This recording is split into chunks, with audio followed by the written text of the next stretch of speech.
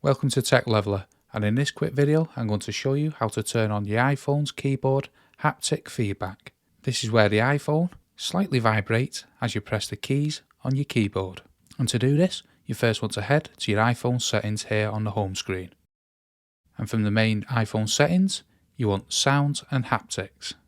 And then you want to scroll down slightly to Keyboard and Feedback. And within the Keyboard and Feedback options, you have two different options. You have both Sound and Haptic. We currently have Sound tabbed on, and to turn Haptic Feedback on, you want to tab on Haptic.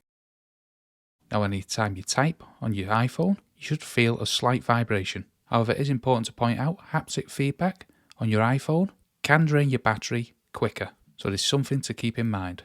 So if you ever want to turn it off, you want to go back to the haptic menu and toggle off haptic, and this will turn off the haptic feedback. I hope you found that video helpful, and if you did, smash the like, smash the subscribe, and thanks for watching.